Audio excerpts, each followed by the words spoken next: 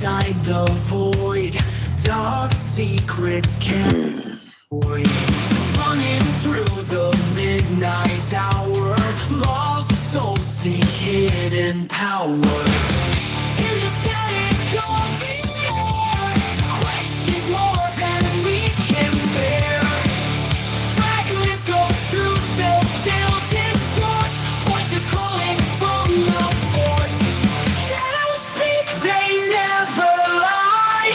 Hidden past, they mystify. Unveil the mask, ignite the spark. Dive into the deepest dark.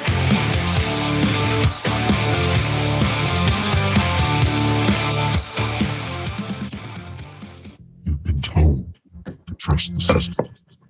You've been told to believe in the people who say they have all the answers. But what if they don't? What if everything you think you know is just a carefully crafted illusion, a smokescreen designed to keep you from seeing the truth? Welcome to the dark corners of the unknown. In this world, nothing is as it seems. The shadows are long, and the whispers of the powerful echo louder than you'll ever hear from the voices of those who are silenced. In tonight's episode, we'll peel back the layers of a story so twisted it could change everything. But be warned, once you open this door, there's no turning back. The truth? Well, it's more dangerous than you can imagine. Stay with us, and you'll uncover what they've been hiding. But remember, once you see the darkness, it's hard to look away. This is the Midnight Syndicate. Welcome, everybody, to the second episode of the Midnight Syndicate.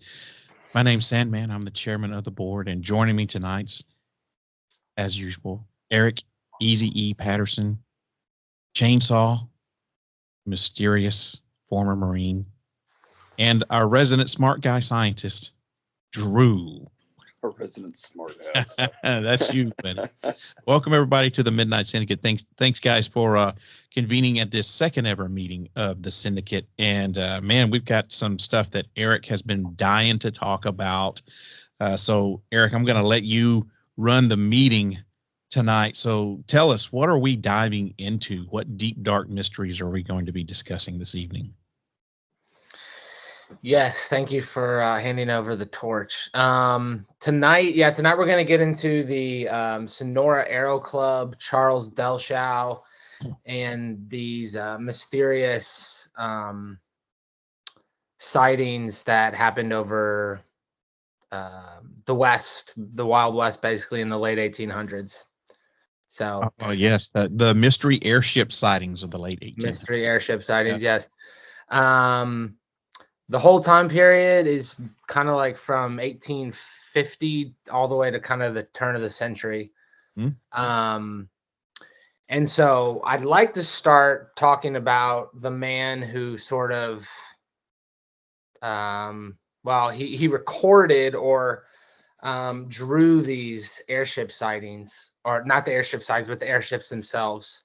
Okay. And that he was part of the Sonora Aero Club. Charles Delshow. So, okay, Charles Delshow is going to lead us into sort of the sightings, and then the sightings themselves are going to lead us kind of wherever we want to go. There's a lot of correlation to ancient history and like the ancient Hindus, and sort of even like ancient German sightings from like the 1600s and even the 1800s. There was a sighting in Germany. So I'm going to cover Delshow, and then we can kind of go wherever we want. Okay. Yep. So tell us about, I guess, Delshow. Yeah. So Charles Delshow, he was a Prussian immigrant. So Prussia used to be part of it. Well, Prussia is Germany today, basically. Right. I believe it's northern Germany, but so he was a Prussian immigrant that came in to Texas. And so there are papers that show that he lived in Texas, a county in Texas in 1853. That's when he immigrated. And then there's some missing years, which are interesting. But then he pops back up around 1860, I believe, and he's back in Texas. Okay. So those missing years are interesting to note because that is when it's believed that he sort of convened with the Sonora Aero Club, or at least started this journey. And what is the Sonora Aero Club? So the Sonora Aero Club was a group of men, engineers type people, that lived or convened in Sonora, California. Hmm. And they supposedly built and tested these aeroships in and around Sonora. Okay. This was before the Wright brothers and all that. That is correct. That's a great, thank you for leading. Good leading question there. Yeah. Yeah. So this is before any sort of Wright brother, Kitty Hawk, North Carolina type things were going on. Obviously that's the popularized tale that we're told in school, that the Wright brothers, got the plane off the ground. Mhm. And then it just developed from there. But I think there's a little more to it. So yes. Yeah. As the first like airships, as I use my quotes, like balloons and stuff, that wasn't that like in the late 1800s before they got any of those off the ground? Or am I? So the interesting thing is there's like hot air balloons that I think the first person to be in a hot air balloon was like the late 1700s. So like, Yeah, it I was think it was in 1783 in France. Yeah. Yeah. So, that's right. So that was a thing in certain parts of the world, obviously. But I mean, I have some stories of these supposed sightings, and they're interesting in the sense that there's like interactions between the people in the ships and the people on the ground. Yeah. So that's during the Civil War, weren't hot air balloons used for scouting and stuff? Yeah. Yes. So that it is period appropriate that hot air balloons were a thing. Yes, they were. And yeah, that's a good point to make, because people, those were in the sky. So now these were, let me interject here, and Drew, you did make a good point. And like, we did use hot air balloons for scouting and stuff, but these were tethered balloons. They weren't. Yes. So when I'm talking about hot air balloons not really being invented until the late 1800s, I'm talking about untethered balloons that are flying through the air under their own power. I believe there were, yes. Okay. That was a thing. Okay. Yeah, because there were nerd shit, trying to figure out where cosmic rays were coming from. They would go up in balloons with radiation counters and blah blah blah. So yeah, they were untethered, because there's no way that they could get that out altitude. Okay. And be roped. All right. Well, I stand corrected. Anyway. So another piece I'd like to note is kind of how Delshow was discovered, because supposedly him as a person, he was very sort of enigmatic, kind of like not a very talkative kind of kept to himself guy. So there was an art student in 1969 who discovered these scrapbooks in a junk shop in Houston. Wow. And she kind of put them on display for this experience, this art experience. And it was just like, it was something to the extent of like Charles Delshow, airships. But from what I could tell, she did not think that they were any more than just drawings, than just random drawings. Okay. And so then they were discovered by this guy named Pete Navarro, and he was somewhat of an artist, but also sort of a UFO researcher. And he kind of brought these drawings out and made them more public as far as like the UFO community and skeptic community, if you will, as well. And so the thing with these drawings are they're very elaborate, they're very complex. There are also notes and paper and newspaper clippings with these drawings, and these notes are in English, German, and there's also some sort of code that was written. And one of the ideas is that this code and this like sort of way of coding things in these drawings and notes is these were meant to be discovered at a later time. This episode is brought to you by Indeed. Stop waiting around for the perfect candidate. Instead, use Indeed sponsored jobs to find the right people with the right skills fast. It's a simple way to make sure your listing is the first candidates see. According to Indeed data, sponsored jobs have 4 times more applicants than non-sponsored jobs. So go build your dream team today with Indeed. Get a $75 sponsored job credit at Indeed.com/podcast. Terms and conditions apply. Okay. Yeah, at a later time for someone with advanced knowledge and sort of like almost like a foretelling of stuff of like a discovery, if you will. So never deciphered this code?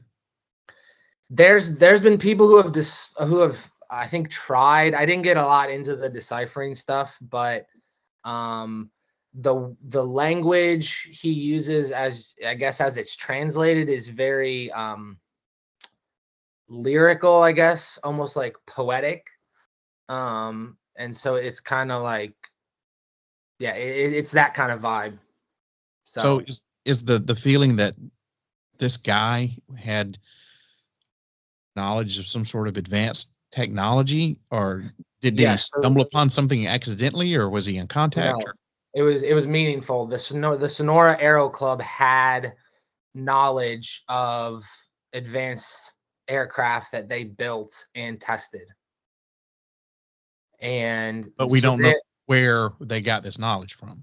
We don't know where. So here's the thing, like we know Germany has always been there's always been scientific discovery going on in Germany, even if you go way back to like the scientific revolution.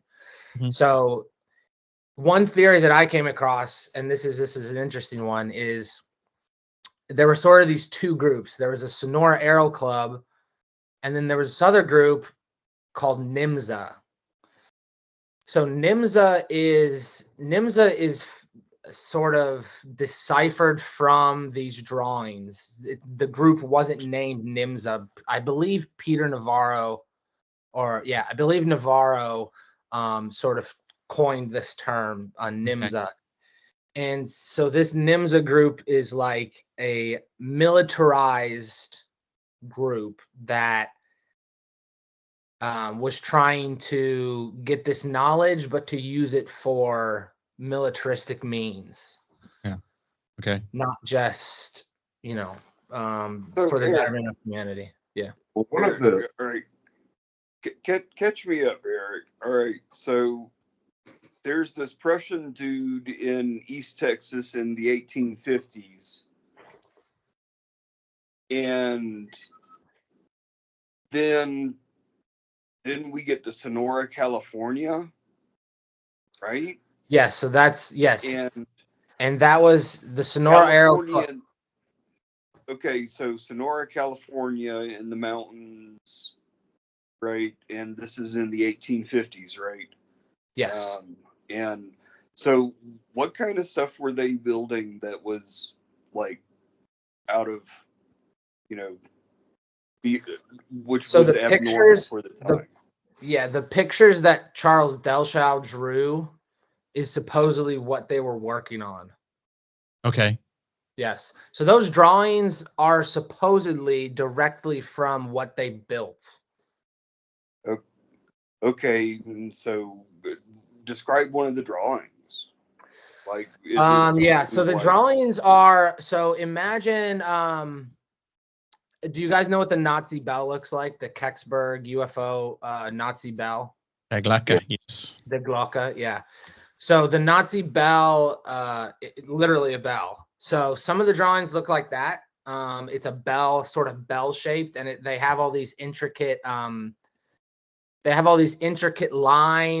and they look like propulsion areas. There's one that looks like an egg.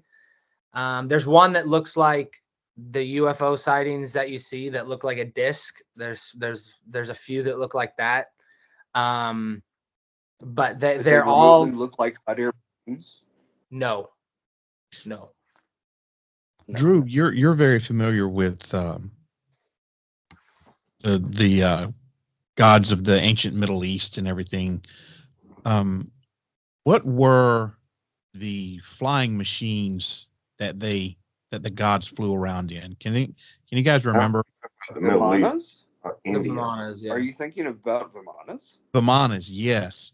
Some of the stuff that I've seen with these mystery airships reminds me a lot of Vimanas and what Vimanas look like. And Yeah, I see see- Eric shaking his head there. You know, you have to look up some of these things. Yeah. Yeah, they do look like that. There's a few that look like that, and that's why in my preface I kind of said that's a path that that people have gone down, that So they were sort of reinventing some lost technology. these and then you fast- drawings look more like UFOs than Michelangelo flying wing things. Yeah. Right. Yeah. Right. Yeah. So we have him coming from Prussia to Sonora, Mm-hmm. and you said we have some missing years. Are the missing years between the time he left Prussia and got to Sonora? No, the missing years are when he got in the States, went to Sonora, and then Okay. popped back up in Texas. Okay. All right. It's about 4 years. It's about 4 years. Mm-hmm. Okay. It probably took them that long to get from Texas to Sonora and back. Okay. This is 1850, remember? Yeah, but we didn't start having sightings of these airships until 1896, 97, right? Right. There was a lot of them. Yeah. Yeah, that's the big flap, but there are sightings before that. Okay. But yeah. they're not like what he's describing though. Those sightings. Well, there are differences. Yes. Yes. So like I have one from 1880, March 26, 1880. I can read it real quick. Okay. Yeah, so it says sorry, I'm just getting a little feedback. So this was in actually New Mexico. Galisteo, New Mexico, which apparently is like 180 miles from Roswell. But it says, so the train from Santa Fe that day had just come and gone, and the operator, now that his daily work was finished, routinely locked up the depot and set out with a couple of friends on a short walk before ending his day. Suddenly, voices cut through the silence, voices which sounded as though they were coming from the sky. At first, the listeners thought their source must be persons in the nearby Ortiz Mountains, but when the voices got louder, the men on the ground looked up and abruptly changed their minds. An object that they described as monstrous in size was rapidly approaching from the west, flying so low that the observers could see elegantly written characters on the outside of the car. Inside, the occupants, numbering 10 or so and apparently of normal appearance, were laughing and shouting in an unknown language, with sounds of music occasionally drifting out into the air. The craft itself was fish-shaped like a cigar, with a tail and driven by a huge, quote, fan as it passed overhead. A passenger tossed several items from the car. The depot agent and his friends recovered one of them almost immediately, a beautiful flower with a slip of fine silk-like paper containing some characters which reminded the men of the ones they've seen on Japanese tea chests. Soon afterward, the aerial machine ascended far into the sky and rapidly sailed away. The next morning, searchers found a cup which the witnesses had seen thrown out of the craft. but had been unable to locate it in the darkness. They said in the Santa Fe Daily New Mexican newspaper, it is very peculiar workmanship, entirely different to anything used in this country, meaning the U.S. The operator took it and the flower and put them on display. Before the day was over, however, this physical evidence of the passage of an early unidentified flying object had vanished. In the evening, a mysterious gentleman identified only as a, quote, collector of curiosities appeared in the town. He examined the finds, suggested they were of Asiatic origin, and offered a sum of money so considerable that the owner had no choice but to accept. Kind of like a Men in Black type deal. Exactly. Yeah, exactly. The early Men in Black. Yeah. And then the cigar shape is important because there's a famous sighting over Nuremberg that apparently happened and people painted it, and all of the UFOs that they supposedly saw were cigar shaped. Nuremberg obviously is in Germany. And if you think about it, it's also significant, the cigar shape, because what are our modern day blimps shaped like, right? And they've been shaped like that for decades, if not a century, Hundreds of years. Yeah. So it's very, very, very cigar shaped. So that's an interesting story there. It's an interesting one. There's a lot of pieces to it, like the Men in Black part and the cigar shape. Yeah. Did anyone I don't guess you got a description of what the collector of antiquities looked like. Was it? Yeah, they didn't give any detail as far as like, white hair, blonde, whatever. Yeah. Yeah. Okay. All right. No blonde hair, blue eyes. So do you think that what was happening back then has any relation to the big flap that was happening in 1896 and 97, or is this something that's completely different? Because what I did back when I first started doing my main podcast,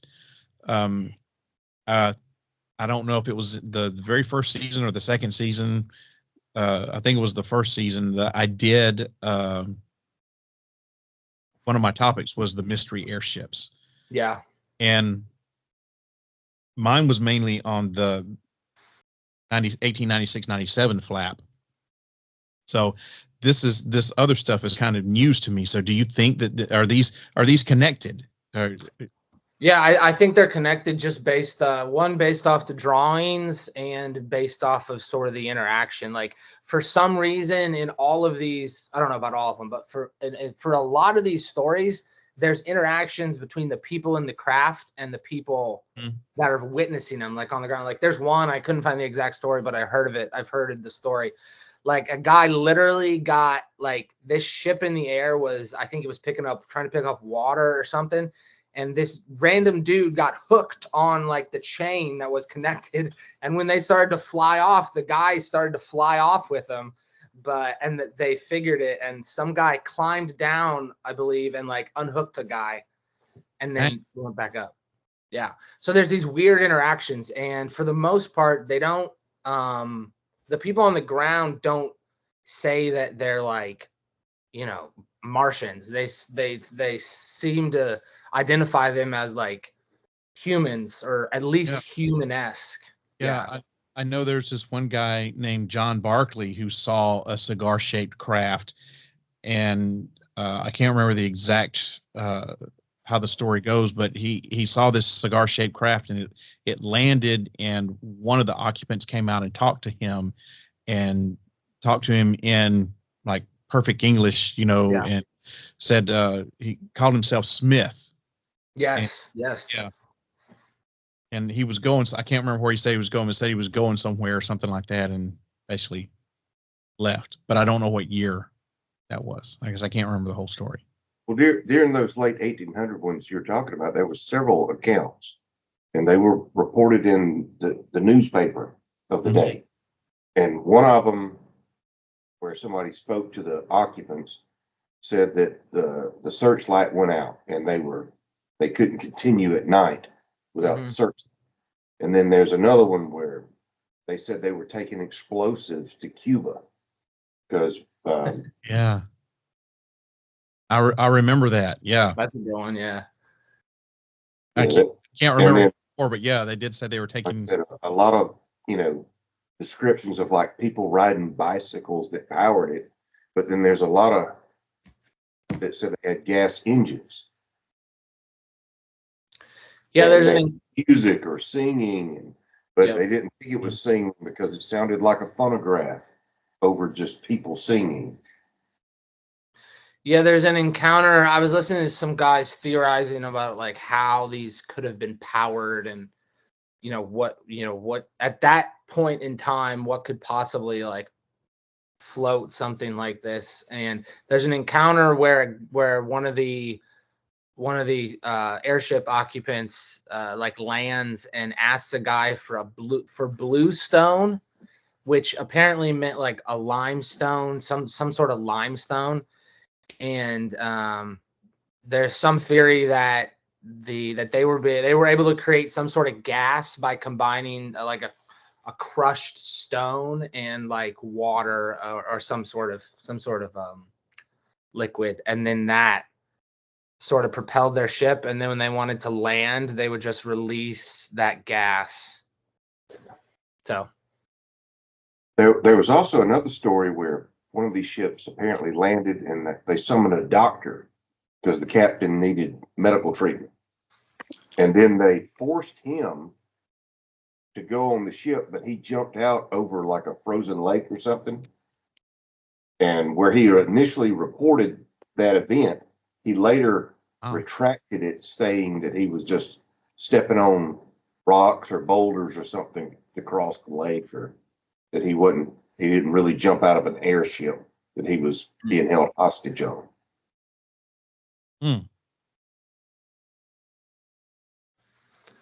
I haven't heard that. That's pretty interesting. Drew, how does all this sound to you? I don't know what to say about any of it. I really don't. Yeah, you've been awfully quiet. Yeah, I mean, it's pretty bizarre. Like it's pretty bizarre. Somebody says this, somebody says that. What can you say to any of this? There's nothing to say. Here's something you might find interesting, Drew. At one point, Thomas Edison was a suspect. He had to give a formal behind. Yeah, of being behind these airships. Yeah. Say that again, Chainsaw. Yeah, he had to give a formal statement because everyone was accusing him of being the one doing it, and he had to address that. Yep. Right. Well, you don't seem to. I thought you were impressed by that. There was a whole bunch of experiments going on around physics and electricity all over the place, especially back in the East and in Europe. Is it impossible that there was an airship with some people in it laughing and cajoling around Mexico around 1850? Sure, it's completely possible. It's much more likely that it was Billy the Kid area in that part of the country rather than airships. Okay. Well, at the same time, you have a newspaper, and that's how you get famous, is to get in the newspaper. And that's why the majority of the people that view this say it was what they call mass hysteria, whether they saw something, but they saw or heard the story from the previous day, and everything's moving really fast in the late 1800s by the telegraph. So it's, you're going to have some fakers trying to get famous. This was also a period of time when writers would embellish stories about the old West, so they could also sell newspapers. I mean, that was the whole thing. Well, you can't put that past at least some of the stories. But one of the things that I find interesting is that some of these ships were seen headed towards Mount Shasta. And if you know anything about Mount Shasta, that's a hotbed of UFO activity. That's just because it's the tallest mountain in South California, but Is that what range is that? Is that the Olympic range? Mount Yeah, Shasta? it's up in I don't know what- it's up in If Washington. you're Yeah. leaving LA going to Northern California, you have to cross Shasta. And Yeah, but it's a long decline. Mhm. Um, But it's also for whatever Ooh, reason, that's a maybe it big is because volcano. it's the highest point in that area, but it is a Yeah, in good Southern UFO California. activities, you know. That's So a big volcano. and so these things are, I mean, we're talking about 1800s, right? And all of us watch Ancient Aliens, and we're familiar with Giorgio Tsoukalos's theory of misidentified technology, right? So you're talking about the 1800s, and they see something flying through the air. Then what do they have to reference it to besides birds? Well, if they've seen, you know, if they know that these hot air balloons exist. It's the same and- thing in ancient alien things with the book of Ezekiel describing the craft. Mhm. How do you describe something like that? Yeah, comparative to, you know, you And only the have book, and what you know. what's in the book of Enoch and all of that is, yeah, people saw stuff. Christopher Columbus saw stuff and wrote about it in his captain's log. Mm-hmm. He saw USOs and UAPs or UFO, whatever the current terminology is, but he saw stuff on the ride over. Mm-hmm. Yep, he sure did. And you're right, he documented it. I mean, we've got it in his logs. Yeah. And you don't put something in a captain's log unless it was significant. True. Yeah. No, I think all those are really good points. The piece for me that's interesting as kind of the timeline goes on. So like the sightings, you got the cigar sightings and these weird airship sightings. Now, supposedly all of these guys were German. Like these were German. Delshaw was German. The people he interacted with were all German. Mm-hmm. And a lot of Germans came through South Texas when they came to the U.S. That's why Fast there's forward- a Wiener Schnitzel in Texas. That's why There's a you have German Wiener town Schnitzel right in outside, Texas. not too far outside of San Antonio. I can't remember Yeah. the name, but yeah, there's a German settlement down there. Yeah, a lot of Germans came through Galveston. That's where they came through. But you fast forward it, and during World War II, the Nazis create the jet engine and the jet, and then we Each steal rockets. all. Yep. Yeah, and then we steal all the Nazi scientists to start NASA.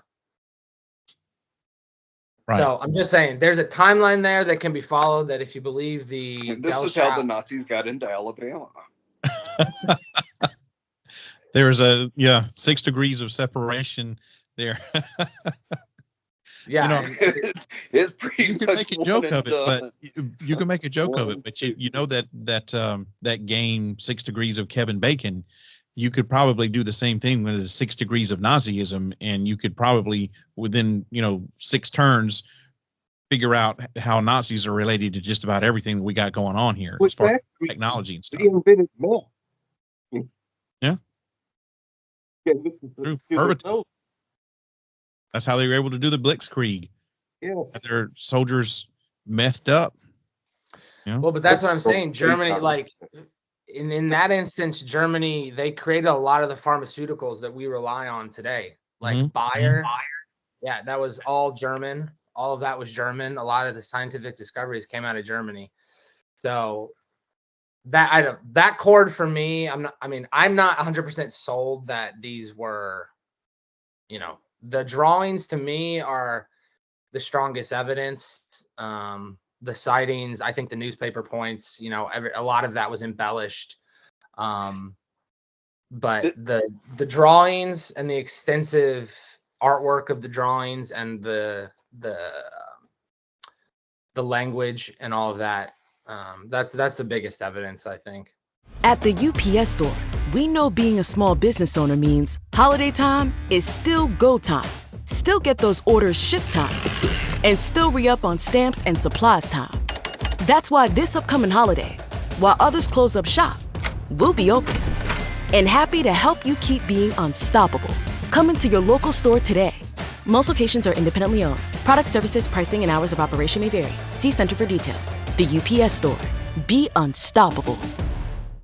The late 19th century was a period of time when the entire world was fucking changing in front of everybody's eyes.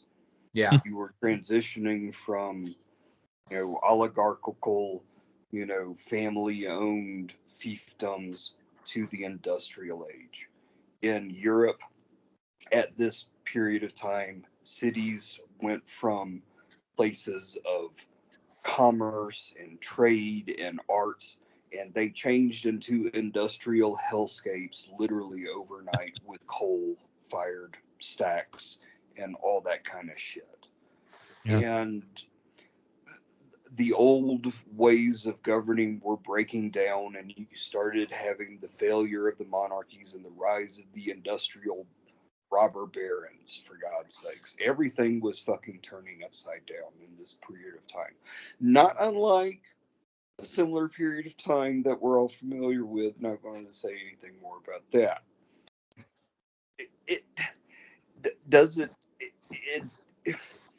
If people were seeing weird things and writing about it, I think this was par for the course. And plus, it happened so fast too. What you're Yes. talking about, literally within a generation, mm-hmm. 1-2 generations. Mm-hmm.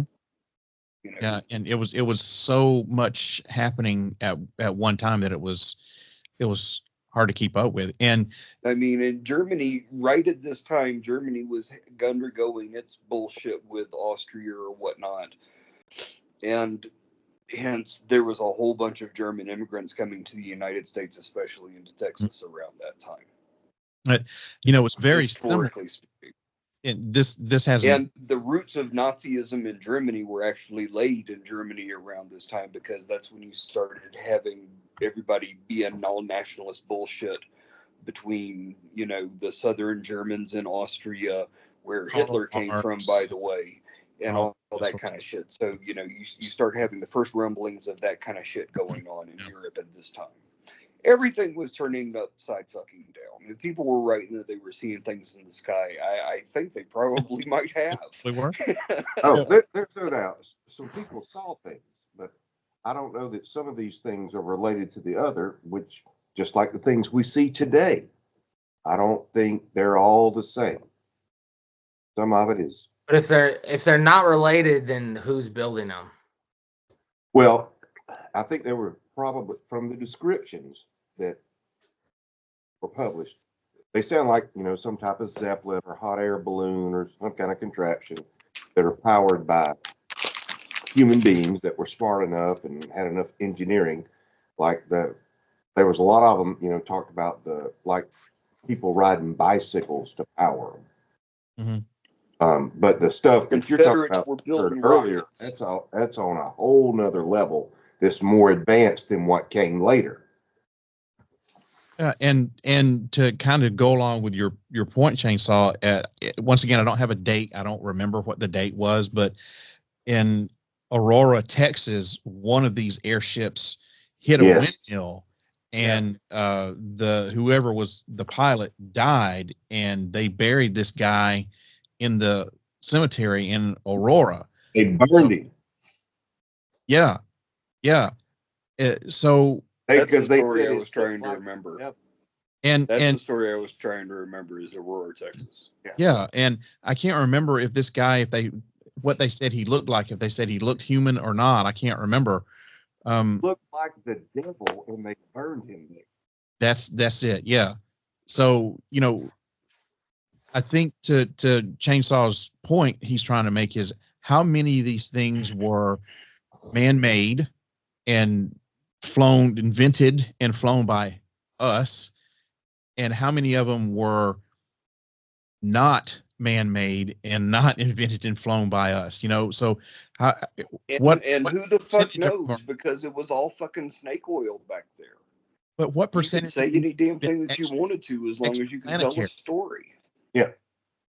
what percentage of these were extraplanetary? Because some of them sound like they look very different than the others, and they travel at different speeds, and the Right. occupants look When you different. start talking about the bell-shaped things and the stuff from the Hindu culture, Mm-hmm. that tells me, that's extraterrestrial technology I kind of lean towards that, yeah.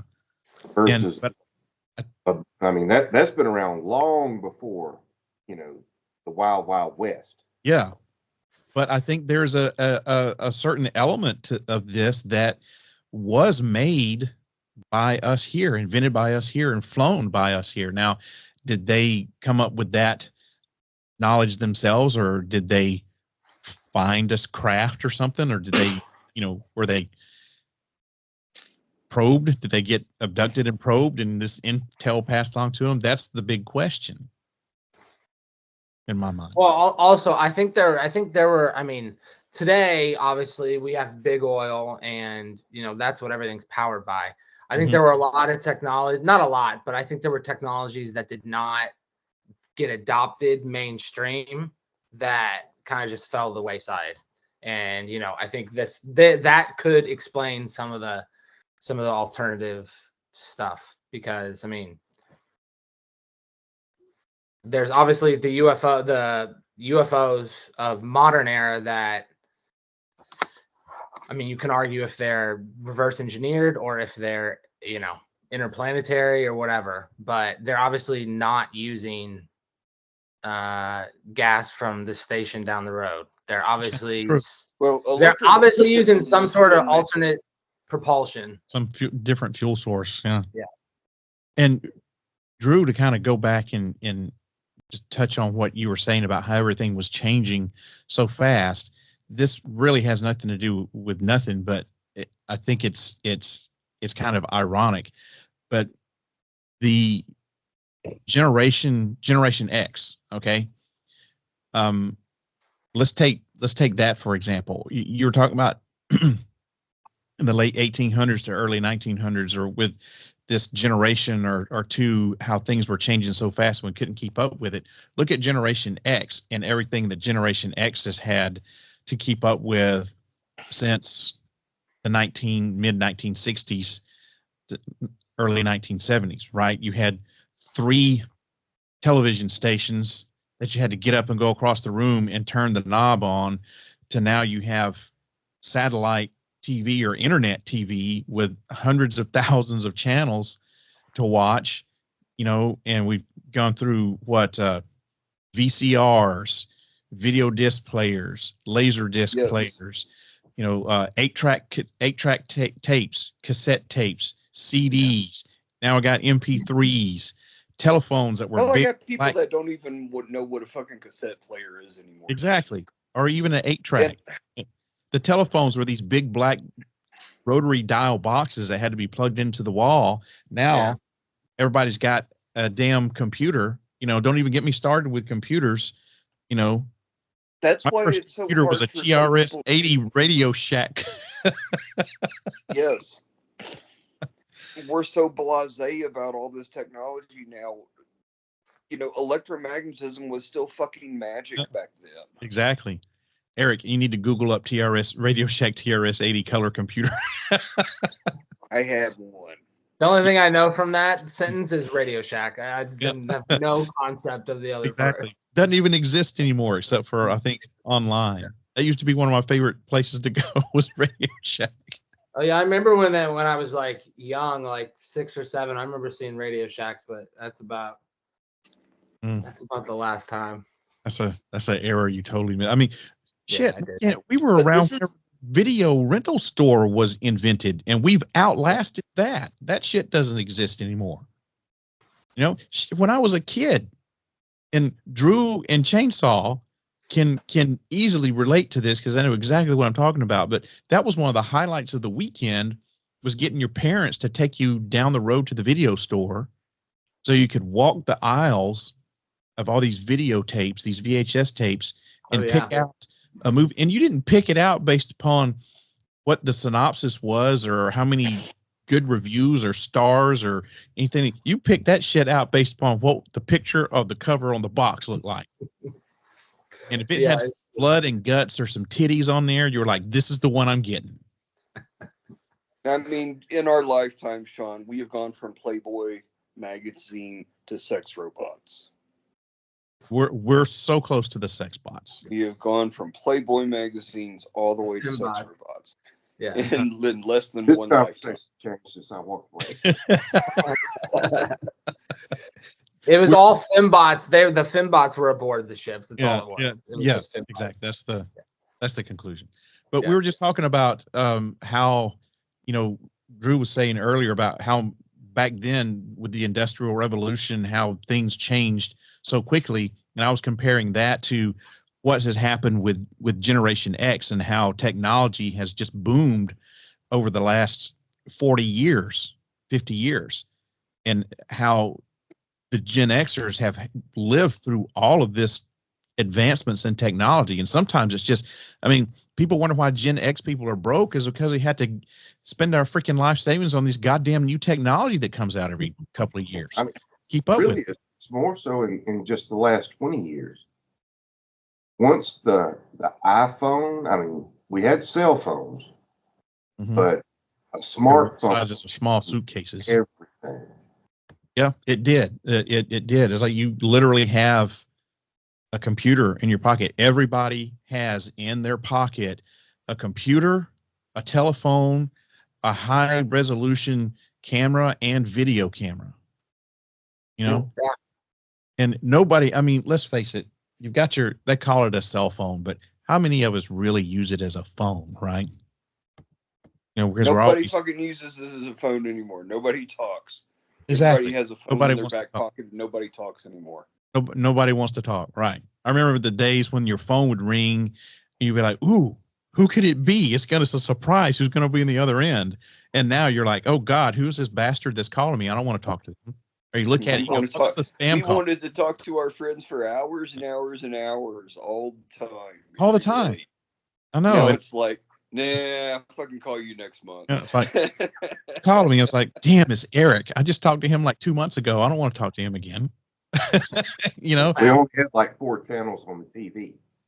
Yeah. Yeah, that's what we were saying. We've gone from, and you had to get up and walk across the room and turn the dial. Now you sit, across the room with a remote, and you got 1,000 channels. And we've been fucking spoiled with choice, man. Yeah. Yeah. So the fact that that people would see these balloons, these airships, and not know what to make of them. Right. And what was their, what did they have to go on? Is it misidentified technology? In some cases, I think so. In other cases, I think they were seeing exactly what they thought they were seeing, which was a hot air balloon type. Well, do you remember? Because let me tell you what, we have balloon fiestas out here every year. Just saying, balloons are a thing. Yep. Well, also I have some great pictures.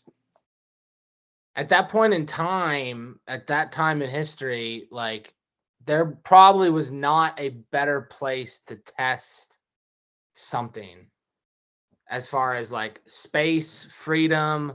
You could do whatever you want. The Wild West, literally lawless.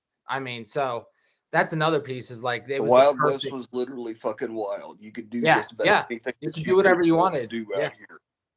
Yeah, and then kill them if they didn't want you doing it. Yeah. Yep. And you're right. What better place to test it? There wasn't that many people out there.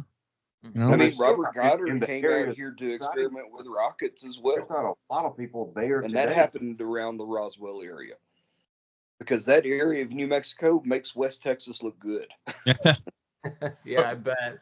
What were you saying, Chainsaw? Say that again. There's not a lot of people in the areas from those late 1800 ones, Nebraska, Kansas, and Wyoming. There's still not a lot of people there. No, there's no. Yeah, you look at so that was, if you want, and plus it's pretty flat. Honest. You look at a population density map, and all those places you were talking about, very sparsely populated. Yeah, so obviously inventors that or whatever trying to get patents or whatever trying to find something. You don't want everybody to see it in broad daylight, so you run it at night.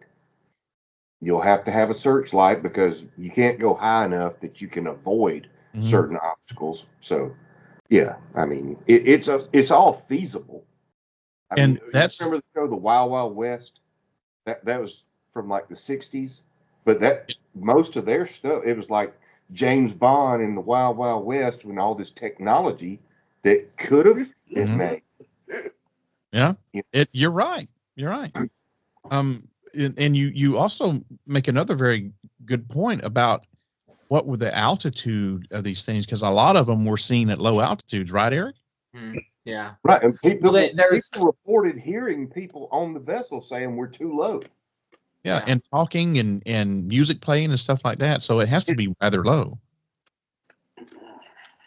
There was also some aspect of, like I mentioned previously, like they would have to come down to the ground to get things to fuel the craft. Like it was like firewood. it was that's why they were coming down for the most part, unless like that guy that crashed into the windmill. But like they were coming down to get stuff to refuel. Water as well. There's a couple instances of them being over water and they have to dump the chamber pots. Yeah. I mean, who's to say they weren't like getting firewood for, I mean, it's a possibility. I mean, you were joking, but I mean, it's. I mean, by that time they're running steam. Either that or they were collecting gold to take to Nibiru. I mean, what do you want? Well, chainsaw was like steam engines. I mean, they could have been doing some stuff with steam engines. Who knows? Well, I think once the bicycle sightings stopped, they were saying gas-powered engines. I think by gas they mean steam. Yeah. Because when was the, I don't know when the gas-powered engine was invented, but it wasn't 1903 was when you could buy something that ran on gas. Actually, that's a good point. So there's also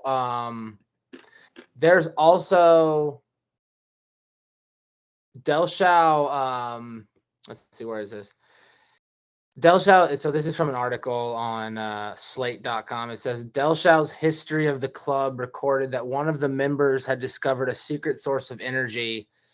They called it NB gas, or they called it SUPA. And apparently this energy source allowed for experimental flight. That's according to Delshao. And I'm looking up the first gas-powered engine. Said it was invented in 1876 by, no big surprise, a German engineer named Nicholas Otto. Hence automobile. There you go. Nice. Let's see. In 1860, Belgian Jean-Joseph Etienne Lenoir produced a gas-fired internal combustion engine. And in 1864, Nicolaus Otto patented the first commercially successful gas engine. And then George Brayton invented the first commercial liquid-fueled internal combustion engine in 1872. So when was the Model T put out? Ooh. I know it was before. It was 1903. I know if you're buying motorcycles in 1903, which is when Harley Davidson started, it's a thing. Let's see. They had cars before they had, motorcycles that ran on gas. It says the Model T was produced by the Ford Motor Company from October the 1st, 1908 to May the 26th, 1927. So another I was going to say another piece of this is again skeptical, theoretical, but that this was sort of a breakaway civilization, so that they saw. So the idea is that they saw where civilization was going, as far as like, Sandman, what you were saying with like all the oil and the gas powered engines and this and that, and they were like, okay, well, we don't want that. We want something Wait, who else. is they? What? People who invented the airships and were Yeah, flying. the Sonora, the people involved in the Sonora Aero Club. The Sonora. Okay. Yeah, Del Shao and the other Germans. So they broke off and went west and then created these. And then, no one knows what happened to them. But, and then I guess kind of to wrap up Del Shao real fast. Mm-hmm. They all got small, died. Starting a business can seem like a daunting task, unless you have a partner like Shopify. They have the tools you need to start and grow your business. From designing a website to marketing to selling and beyond, Shopify can help with everything you need. There's a reason millions of companies like Mattel, Heinz, and Allbirds continue to trust and use them. With Shopify on your side, turn your big business idea into... Sign up for your $1 per month trial at shopify.com/special offer. Del Shao died in 1924, basically in obscurity, and these books were just like, I think they were in the house that he passed away in, and then they were found at this store in the 60s. So after all that supposedly happened, he just kind of spent the rest of his life drawing up these notes and drawings. So do you have any speculation, or have you read anything that says why they were inventing these things, building them and flying them around? What was the purpose? Well, I mean, if let's just say that they were real and that they did happen, my perspective would simply be that it was a breakaway civilization. Or like civilization, like they saw what was happening and they wanted to try and do something else, and that's what they chose to do. Well, with whatever experimental technologies they had. Okay. Yeah. I mean, I don't think there's any other concrete. Yeah. I'm not trying to pin you down with the concrete. Yeah. I didn't know if maybe you had read something that someone was speculating or. That's the most popular. That's the most popular speculation I've heard. I think, and something else interesting to bring up in this is that around the mid 1850s is when the California gold rush was in its big boom, and these people were in Sonora, California. Yeah, could be something else to that. There was a lot of people coming and going, using balloons to survey through the mountains. I don't know. Strange drawings, lots of steam power, steampunk shit going on. There's a lot more context to this than I think a lot of people appreciate just on the surface.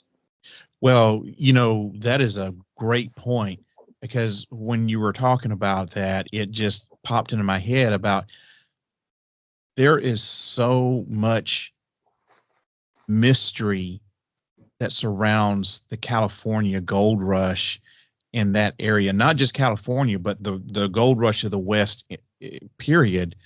Like the Lost Dutchman's Mine is one of the things that comes to my mind, and stuff going on with the Grand Canyon and so many unsolved mysteries that revolve around treasure and gold and stuff. So,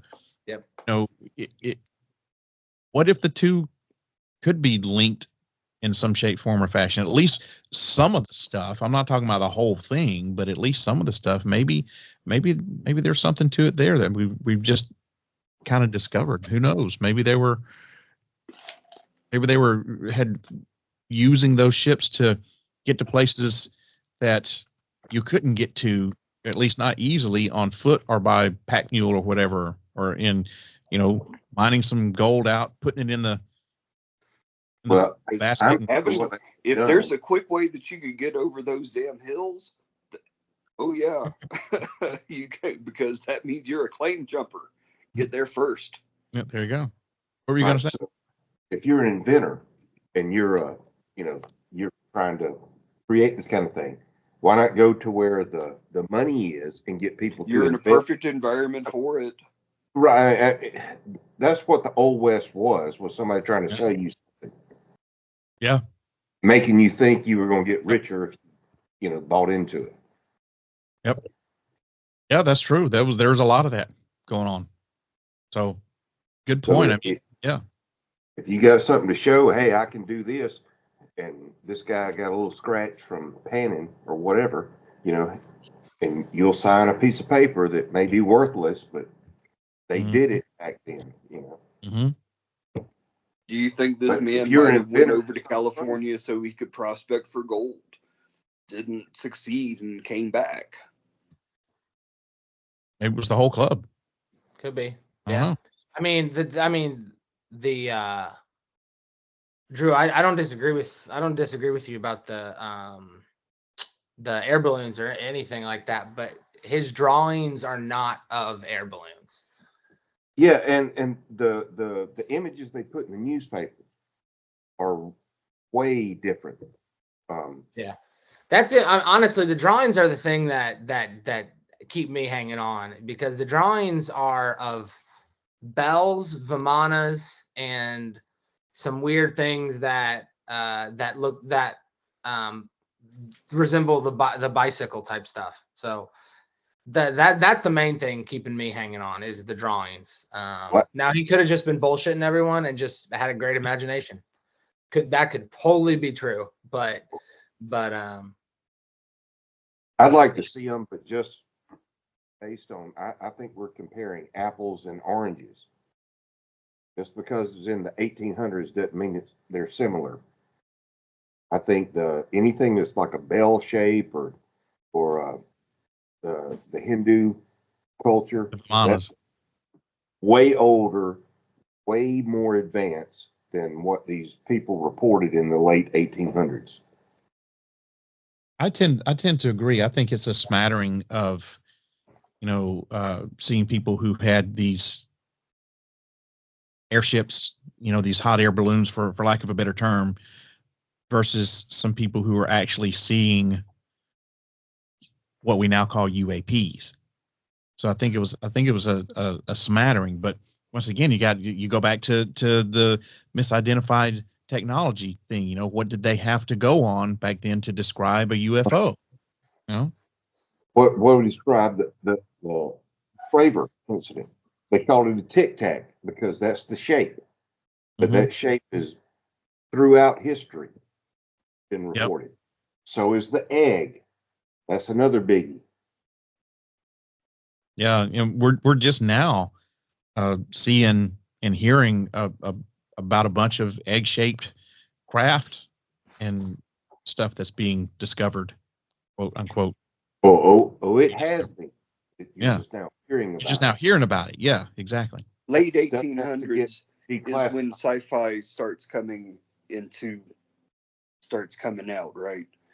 And the astronomer Percival Lowell in like the late 1800s was looking through his telescope at Mars, and he was looking at the dust as it shifts in the seasons, and he was making canals and starting to write about life on Mars and all this kind of shit. And people were starting to actually think about the possibilities of whether or not all this crap could be true. And once that gets into the cultural consciousness, everybody's going to start thinking about it. Ooh. And then UFOs, why not? I can totally see the connection between all of this. And, you're talking about science and science fiction and stuff. One of the I guess the most popular science fiction authors around that time would have been H.G. Wells. I mean, because he wrote several famous Jules novels. Verne. Yeah, Jules Verne. H.G. Wells. He started. He wrote The Invisible Man. 1897. Time Machine came out in 1895. World of Worlds out was 1898. Mm-hmm. You know, people were starting to think about these as serious possibilities Mm-hmm. because this was all with the technological change that came along with the Industrial Revolution. It wasn't just everybody got, you know, worked in a factory. It was science. It was, you know, with electromagnetism. It was biology with Darwinism. It was chemistry, you know, as Eric mentioned earlier in Germany, like with the Haber process, for God's sakes. And it was everything. And so people was taking science fiction. It became a thing. And a legitimate thing in that period of time. And Jules Verne, wrote Around the World in 80 Days in 1872, and that was about people going around the world in what? Hot air balloon. Right. Yeah. 20,000 under the sea. I think people having stories about things floating in the sky, I think that would be like us complaining about drones in the sky now. Yeah, we're still complaining about things in the sky. Yeah, we are. We're still complaining about. And I complained to you about one yesterday, didn't I? Yeah, Chainsaw had either a black helicopter or a drone fly over his house. Damn. I was like, blown up. It woke me up. They started Can doing you shotgun that motherfucker down? Yeah. That's all I. No. This was big. It was shaking the house. Damn. But it wasn't really loud.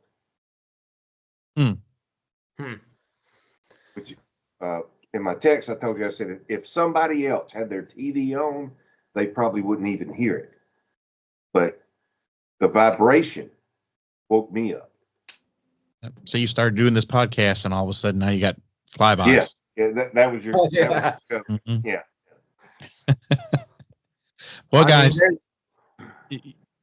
go ahead. What were you gonna say? No, I was last. It's not even a point. I was just gonna. The military has stuff that we have no clue about, and we won't know about for another 30 years.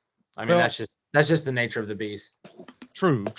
There's a lot of stuff that goes on within our government, that especially within the military, that we don't know about. Like, and I can personally say, back in my time when I was working for the DOD with the Army out at what used to be Fort Rucker, Alabama, and What used to be? It's Fort Novacell now. What? Yeah. Oh, that'll get changed. Fort Novacell. Yeah. Rucker, the guy Rucker was, I want to say he was like a major in the Army. And I think it might have been some Civil War or something. It got caught up in cancel culture. So they renamed Fort Rucker Fort Novacell. Well, what the fuck do I even put on my on like government documents when I have to say where the fuck I was born at, because it doesn't goddamn exist anymore? Well, you put Fort Rucker, aka Fort Novacell. I don't know. I mean, it wasn't Fort Novacell if you were born there. It wasn't Fort Novacell. It was Fort. Well, Rucker. I'm just going to have to put Rucker. Yeah. I refused to call a transvestite a she. I got you. But still, my point I was going to make, when I worked out at formerly Fort Rucker and for the DOD, and I had top secret clearance, I mean, I wasn't like a spy. I didn't like go on secret missions or anything like that, but to do my job, I had to have a top secret clearance, and I was around things and saw things and was privy to things that I can't talk about. And if I tell about it, is the FBI or the NSA or the CIA gonna come knock on my door and throw me in jail? No, because it wasn't anything. But still, I was privy to stuff that they're like, do not, under any circumstances, describe or tell anyone what you have seen here, and you had to sign a document, and At that time, it was relevant. At that time, it was it was It it was how, probably easily be Military secrets are the most fleeting secrets of all. well, the people in the government and the military whose job it is to be to keep secrets, they do their jobs a hell of a lot better than any of the four of us do our normal daytime jobs. I'll tell you that.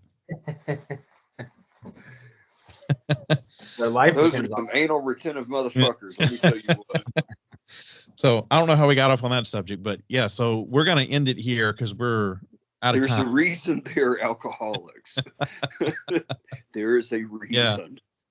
Well, yeah, we're going to end it there. So we have run out of time. So gentlemen, this was another great discussion that we had, and just like our other one, I don't know that we actually reached any conclusions, but I think we've given our listeners enough to think about, and we got some really good speculation things going on. Eric, I think if you could send those drawings, or Yep. I would like to see the stuff you were looking at, because I searched and tried to research this, and I didn't get any of that when I was looking for it. Yeah, I'll send you the link I have. It's just a Google. It's just Google, and there's a bunch of different drawings. I just posted in the chat. Yeah. All right, everybody. With that being said, I think we are going to officially adjourn this meeting of the Midnight Syndicate. Everybody, on behalf of Easy E, Drew, and Chainsaw, I'm Sandman, the chairman of the board, and I bid you good night. The Midnight Syndicate will reconvene next month for another discussion.